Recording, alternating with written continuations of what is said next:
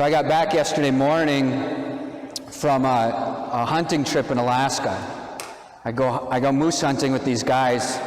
They're in their late 60s, and they need a young guy like me to carry the moose out of the woods once the moose goes down. So, and I got my workout this year, and there's meat in the freezer, so we were successful, which we're grateful for. But it's something I look forward to, and something that I've been able to do a handful of times now. And really, it's a great trip, and they're really just solid, good men. Johnny lives up there, and he's a pilot, and so he's really helpful because he gets to fly into camp, and I got to fly with him this year. And I flew up a little earlier than the other guys, and Johnny and I went into camp a little bit early. And so Johnny and I got to spend a 3-hour flight over to camp, and a couple days in camp, just the two of us, and then a number of days hunting with all four of us.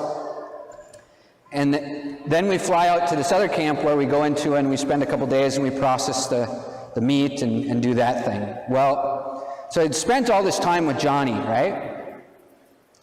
And Johnny is a really good guy and a good friend. But like in camp, like things kind of stay like they do sometimes in camp, like, you know, just at a guy level, you know. But on the way over to the camp where we process the meat, it's a half-hour flight, so it's a limited amount of time. And partway into it, Johnny asked me finally, after 9 or 10 days or whatever of hanging out, he asked me a real personal question, which I'd kind of been waiting for. Like, let's talk. And so, you know, he asked the question, and so I started talking. And, you know, especially with my friends and stuff, I can step into some vulnerability fairly easily, usually, and so I kind of started to do that. And as I did that, it was almost kind of like mid-sentence, Johnny suddenly went, "Hey, look down there." So I looked down there, and he's like, "That's called Seagull Island." I was like, "Okay." And he said that the seagulls go out there and they lay their eggs. And he said, so bears usually go out there. And he said, when I was the ranger up here, he used to be the ranger in the park that we hunt in, he said he used to go out there and harvest some of those eggs and bring them to this lady who lives out in the bush. I was like, oh. And it was the end of the conversation.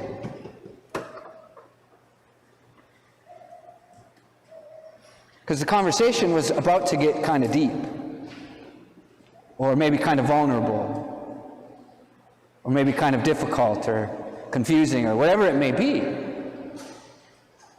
And Johnny, and I'm not, you know, whether he was intentional about it or not, he kind of did what, and I call it a guy thing, and it's not just guys, but typically guys will divert the conversation because they don't know how to go there, right?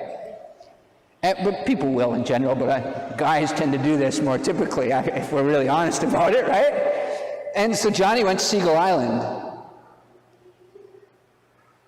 So I was like, that's okay, you know. So I didn't push it further or try to like push my part of like wanting to share any further. So why do I share that? Well, it's a human experience, and it's a human experience that we see in the gospel today.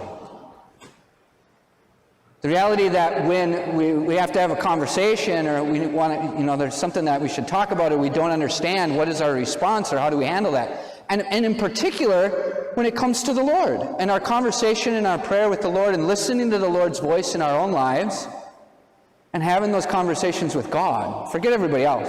It's fine. You don't have to have conversations maybe with everybody else. You should, but it's with God too. So I really want to kind of focus on that. But what happens in the gospel today? Jesus is out walking in the wilderness with his buddies. He's out in the woods, if you will. They're walking through Galilee, which is wilderness. Still to this day, there's a lot of wilderness in Galilee. And he talks to them, and he goes to a place with them to talk to them that, listen, I'm going to be handed over, they're going to kill me, and I'm going to rise on the third day. And it says the apostles didn't understand and were afraid. And so they didn't ask any questions. Have you ever been in that situation where I don't understand, I'm afraid, so I'm going to go over to Seagull Island and avoid it? That's what happens in our lives, right? I mean, I've done it plenty of times. But that's what the apostles do with the Lord, because what the Lord's bringing them to a deep level of like what he is about and what his mission is and what he's going to do, what's going to happen in their lives and in his. And they don't like what they hear. And they don't understand it. They're going, what? And it makes them afraid because they don't understand. You ever not understand anything and get afraid? Yes. Yeah? And so they disengage the conversation. They don't ask any questions. They're just kind of like... Now, what does that do for them? Where does it lead them? So they continue on their walk, and it leads them to a different kind of conversation, and an unhealthy conversation. Because they start talking about who's the greatest. So because they don't question Jesus more and like engage the Lord in the conversation and understanding, they go to their own understanding, and most likely it probably looks something like this, like, well, I guess he's out of here. Which one of us is the greatest and who gets control now, or who's going to take over? And it turns into a really unhealthy conversation amongst themselves in a misunderstanding and not really knowing. And so they end up in this sort of like unhealthy talk, and one in which they get angry and frustrated with each other. Ever have that happen? Do you talk over here when you're not really understanding what actually is happening? Yeah. So we see a really human experience happening in the gospel today. Now the beauty of Jesus, the beauty of the Lord is like he knows where we're at. He knows how we are. And so he lets them do this. He doesn't force the issue. Doesn't try to say, just come here, let me talk to you more. He just like, okay. They're not ready, or he gives them space. They get to Capernaum, and they get to the house, and then he re-engages them. He says, well, guys, what were you talking about on the way? What happens? The apostles go silent.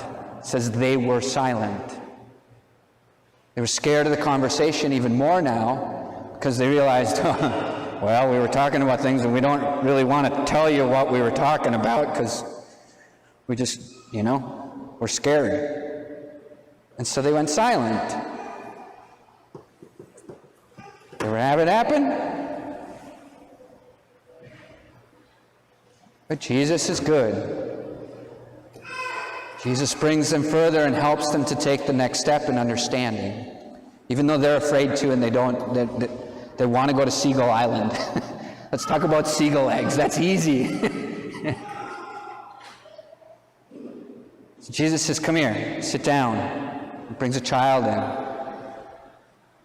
And he explains the dynamic of the cross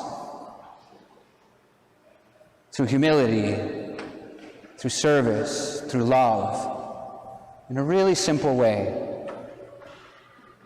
Of accept what I have in store like you would accept the child.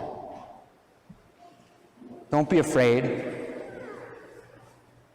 It's not that difficult. Sometimes it is. Moms, dads out there with kids right now.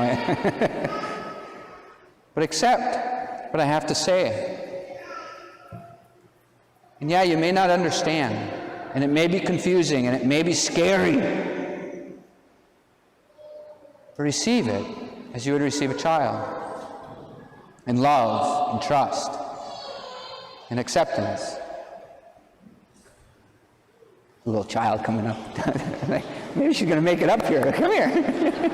It's okay. It's okay, Lord. We're going to get a good example here. But to allow ourselves to engage the conversation is really important. Especially the conversation with the Lord.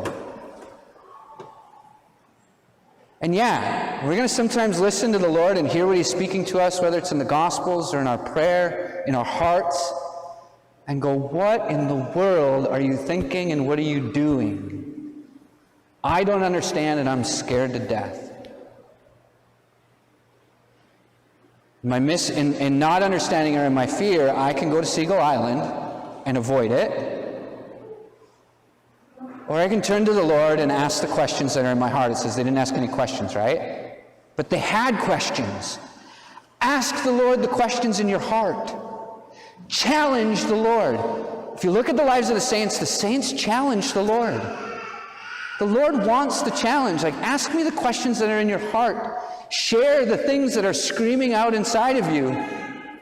And let's talk about it. And listen to the Lord and speak to the Lord. Don't go to Seagull Island.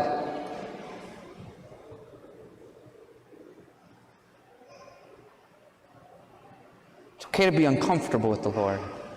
He's going to love you there, and he has the ability to ask the right question, and then to bring in the right situation to help you grow in that next step forward in understanding what he's doing in your life or whatever situation you might be in.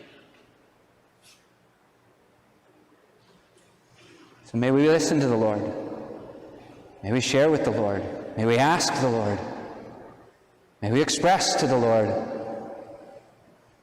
And listen to him again. Don't defer to Seagull Island. May God bless you, and may Jesus Christ be praised.